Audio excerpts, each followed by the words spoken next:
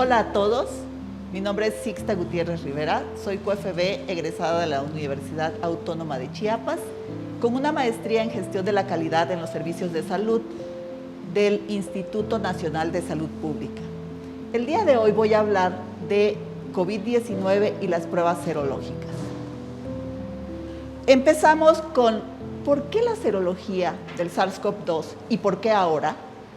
Realmente hasta el momento hemos visto que existen pruebas de PCR y de antígeno que son útiles para el diagnóstico de la enfermedad. Los anticuerpos inician su aparición a partir de la semana 1 aproximadamente y son detectables por la mayoría de los ensayos a partir del día 14. Los anticuerpos también, según estudios recientes, duran de 8 meses o más, muy probablemente, pero hasta el momento se tienen como 8 meses. Y las vacunas están desarrollando anticuerpos y generan una respuesta a los anticuerpos contra la proteína de la espícula o spike. Los ensayos basados en IgG, basados en nucleocápside, están siendo adecuados para distinguir la infección natural de la respuesta a la vacuna. También existen otros ensayos que están dirigidos para relacionarlos con el umbral para el plasma de convalescencia, todos esos títulos elevados que tenemos y que se está utilizando como tratamiento hasta el momento. Pero, ¿qué es una proteína de nucleocápside? Bueno, la proteína de la nucleocápside es una proteína que está en el núcleo del virus que provoca una fuerte respuesta inmune que también muestra una gran sensibilidad a la seroconversión y que nos da una diferenciación entre los anticuerpos de una vacuna de virus atenuado o una infección natural o una vacuna de otro tipo. También es una de las regiones proteicas más conservadas y es menos susceptible a las mutaciones. Y ahora, ¿qué es la proteína S o proteína de la espícula? La proteína S media la unión al receptor ACE2 en las células huésped. También los ensayos cuantitativos utilizan esta proteína. Y muy importante, es el objetivo principal para el desarrollo de las vacunas.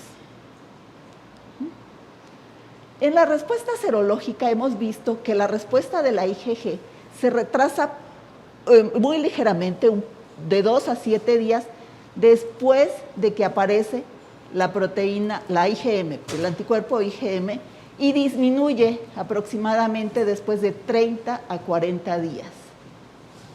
Aquí, por ejemplo, podemos decir, ¿por qué tengo que medir la IgM si no es un buen indicador para la enfermedad aguda? Lo que se ha visto es que la IgM, hay diferencia entre la cantidad de IgM entre los pacientes que cursan con una enfermedad leve a los pacientes que cursan con una enfermedad grave. Y esto lo podemos ver en estos estudios. Hay diseños de ensayos cuantitativos que son precisos y eso nos lleva y nos da como beneficio que tienen menos errores, que poseen una alta sensibilidad, lo cual nos va a dar una detección más temprana de la respuesta inmune. También, mientras más amplia sea la linealidad, se requieren menos diluciones y por lo tanto una reducción en la carga de trabajo.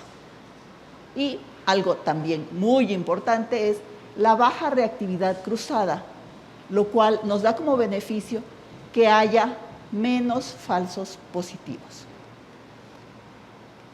En los casos en los que se utilizan los ensayos cuantitativos es para el uso del plasma convaleciente, es decir, el plasma que se utiliza con fines terapéuticos.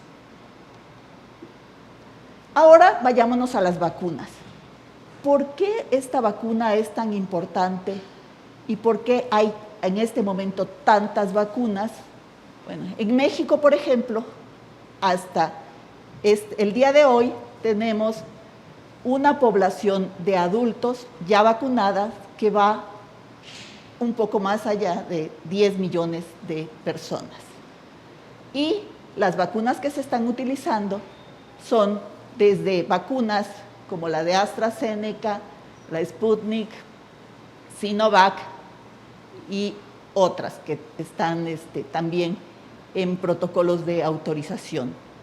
Estas vacunas lo que tienen en común es el tipo en común, es lo que generan, y generan una respuesta inmunológica.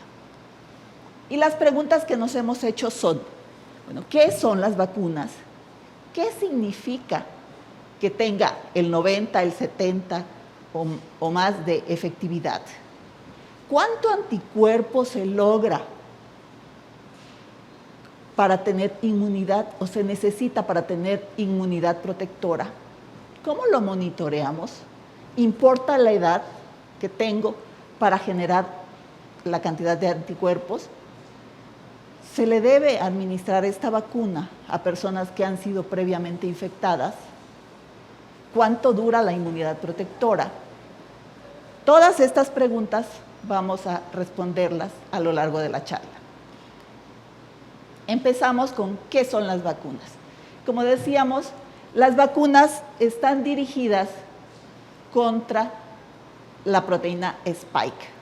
Generan anticuerpos dirigidos contra la proteína Spike.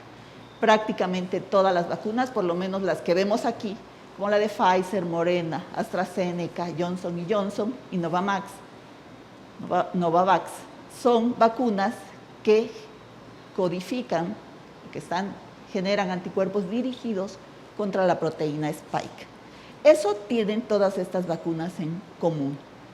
Si nos vamos a las vacunas que se utilizan en México, la única diferencia que encontramos es que nosotros estamos utilizando la vacuna Sinovac, que es una vacuna de virus inactivado, y esta vacuna, por lo tanto, al ser un virus, el virus inactivado, el virus completo, genera anticuerpos tanto contra nucleocápside como contra Spike. Esa es la única diferencia contra todas las demás. ¿Y qué significa que una vacuna tenga el 90% de efectividad o el 70%? Bueno, empezando con que todos quisiéramos que una vez que nos ponemos la vacuna, se previniera la infección y ya no tuviéramos la enfermedad. Eso no es lo que se logra con las vacunas. Con las vacunas lo que logramos es la inmunidad protectora, que va a prevenir o aliviar los síntomas, pero la ventaja que tenemos es que puede durar meses, años. Todavía no está bien definido cuánto dura, pero puede durar hasta años, probablemente años. Por lo tanto, los anticuerpos contra la proteína Spike o espiga o espícula del SARS-CoV-2, de la vacunación o del plasma convaleciente, son los que reducen la gravedad de la infección, aunque no previenen la infección, pero reducen los síntomas, reducen la enfermedad. Ahora, ¿cuánto anticuerpo logra la inmunidad protectora? O sea, ¿qué cantidad necesito tener de anticuerpos? Bueno, hay estudios, también aquí están referidos, en los que se ha visto que se ha hecho la medición de los anticuerpos a las personas antes de la vacunación, después de la primera dosis y después de la segunda dosis. Y lo que se ha visto con algunos ensayos es que hay como una línea de corte en la cual se tiene un umbral de 4.160 unidades arbitrarias para algunos ensayos, y aquí es donde se muestra que la probabilidad es alta de tener una respuesta neutralizante fuerte. Aquí está la fuente a la cual se pueden referir. ¿Cómo monitoreamos esta cantidad de anticuerpos? Como se monitorea es, otra vez, con una prueba de anticuerpos en este caso contra la proteína Spike, porque las vacunas, como vimos anteriormente, generan anticuerpos, hacen que el organismo del paciente genere anticuerpos anti-spike o anti-espícula. Entonces, generamos esos anticuerpos y pueden ser medidos con un ensayo anti-spike, un ensayo cuantitativo, tanto en el caso de personas que han sido vacunadas, como en otros casos para determinar plasma convaleciente. ¿Cuándo se debe realizar? Hay países que han dicho que la vacunación, están haciendo pruebas, como Italia, por ejemplo, están haciendo pruebas en los cuales se hace una medición de anticuerpos inmediatamente antes de la vacunación, que sería el basal, después de un mes, después de 6 meses y después de 12 meses. ¿Y eso para qué es? Es para hacer un monitoreo de cómo se está comportando la cantidad de anticuerpos en ese paciente. Otra de las preguntas que han surgido es si importa la edad para la generación de anticuerpos después de la vacuna. Hay algunos estudios en los que se ha visto que los grupos de edad entre los 20 y 30 años realmente generan una respuesta muy parecida. Sin embargo, a partir de los 30, 40, 50 y 60 años, la generación de anticuerpos es un poco menor. Esto es importante tomarlo en cuenta, sobre todo por los grupos de mayor edad.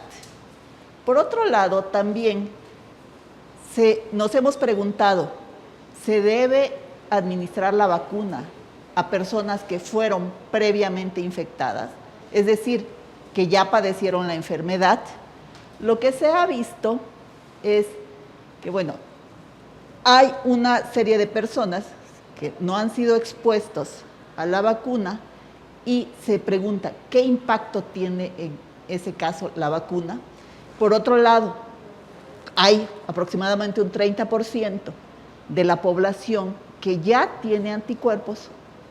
Entonces, ¿qué consecuencias tiene el que se le aplique una vacuna? Lo que se ha visto también aquí es que los pacientes que no han tenido la enfermedad, por supuesto, su nivel de anticuerpos es prácticamente nulo, ¿no? Previo a la vacuna. Y los que han tenido la enfermedad tienen ya cierta cantidad de anticuerpos.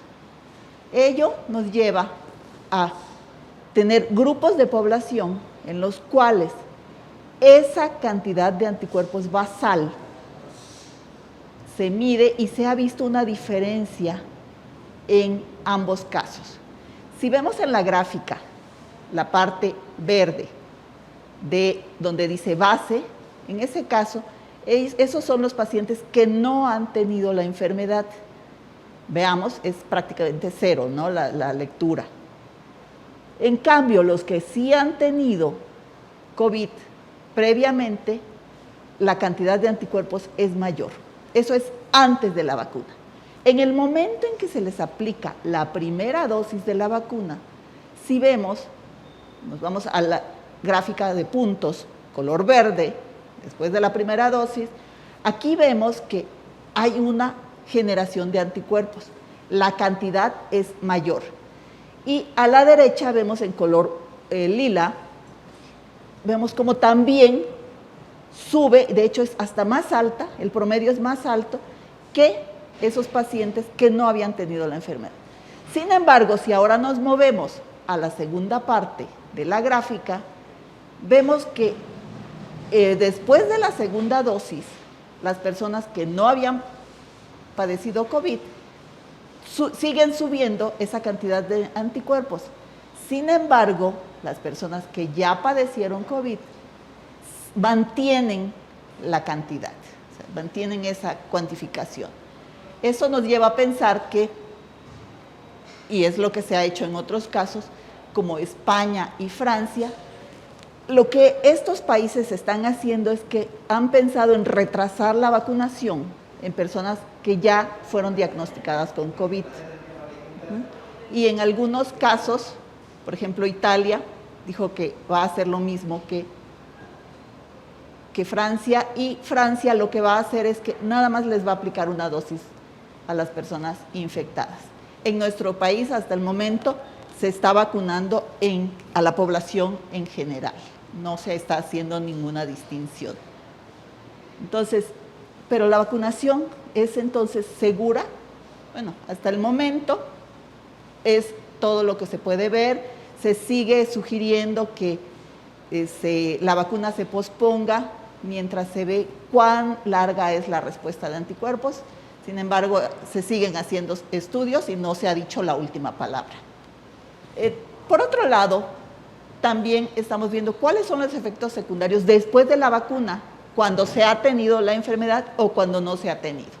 Y lo que se ha visto es que se presentan más síntomas cuando ya se ha tenido la enfermedad, y ustedes pueden ver en la gráfica en color naranja que los rangos, la cantidad de personas que presentan fatiga, dolor de cabeza, escalofríos, dolor muscular, es mayor en aquellos pacientes que ya habían presentado la enfermedad que en los que no la habían presentado. Esto es también otro de los efectos que se han logrado investigar. Ahora, otra pregunta también importante es, ¿cuánto dura la inmunidad protectora de la vacuna? Y lo que se ha visto, y lo podemos ver aquí en esta gráfica, es que la respuesta, se tiene una respuesta específica y se ha medido en los títulos de anticuerpos, tanto IgM como IgG, contra Spike.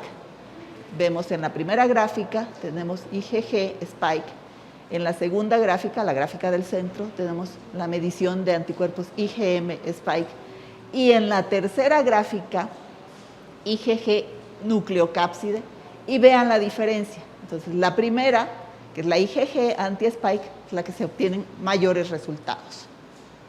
También, por supuesto, hay alguna presencia de IgM, que es lo que vemos en la gráfica del centro. Y vean la gráfica de la derecha. Como se esperaba, si son vacunas que no tienen presencia de nucleocápside, que no están dirigidas contra esa proteína, no se van a generar anticuerpos. Y eso es lo que se espera y es lo que se tiene en esta gráfica. Ahora, por otro lado, vemos que aquí confirmamos que no hay respuesta en aquellos pacientes o en aquellas personas que han sido vacunadas contra nucleocápside. Esta es otra de las respuestas que se pueden obtener. Y bien, nos preguntábamos, ¿cuánto dura la cantidad de anticuerpos?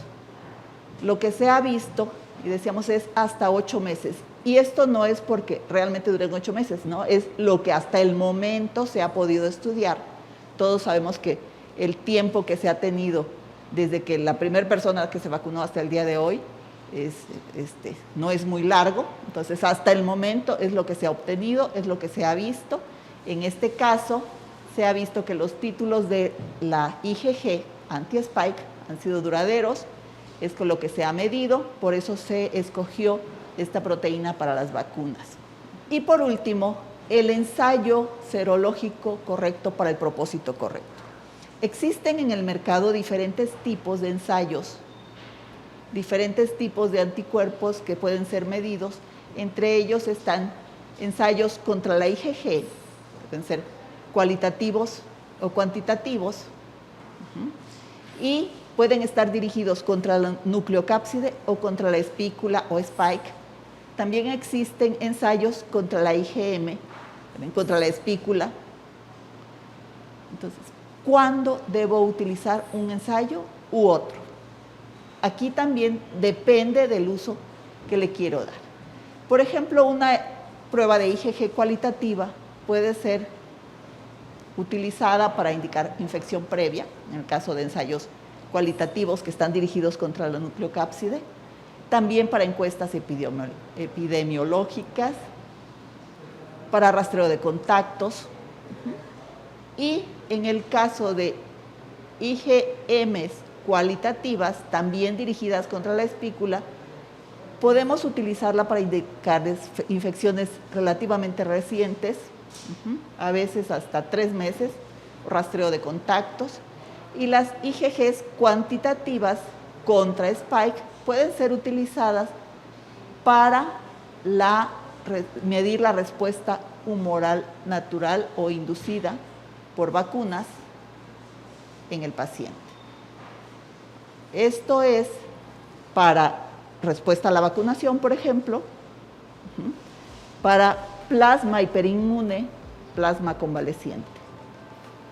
Entonces, es todo por mi parte. Muchas gracias. Y lo último que podemos decir es que ha llegado el momento de la serología en la medición de anticuerpos para COVID-19.